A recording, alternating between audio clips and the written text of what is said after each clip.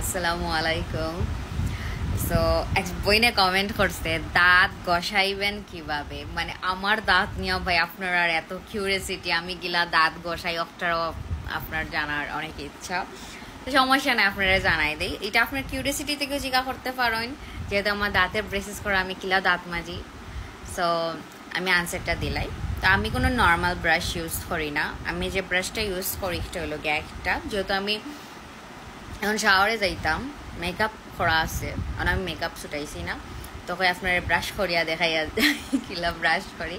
So আমি লাগে একটা ইলেকট্রিক যে ব্রাশ আছে ওটা ইউজ করি। সো এইখানে অনেকগুলো ফাংশন আছে, ক্লিনিং আছে, পলিশ আছে, হোয়াইট আছে, দেন অনেকগুলো ফাংশন আছে। সো এটা দিয়ে আমি মূলত ব্রাশ করিয়া থাকি। এখন এটা কিলা ইউজ করবা আমি আপনারা দেখাই।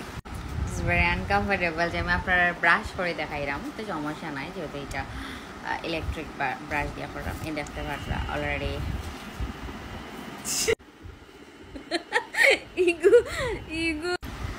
সো দেখতে পারবো আমি ব্রাশের অবস্থা একটা করছি, বিকজ আমি একটা ম্যাচ, দ্যাটস ওয়াই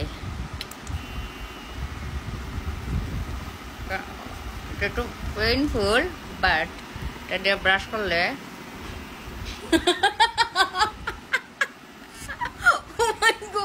সরি একটু 19-20 করলে কিন্তু দাঁতের প্রবলেম হইতে পারে। তো আমার মতো ওটা ফাটলামি ফেরে খারাপ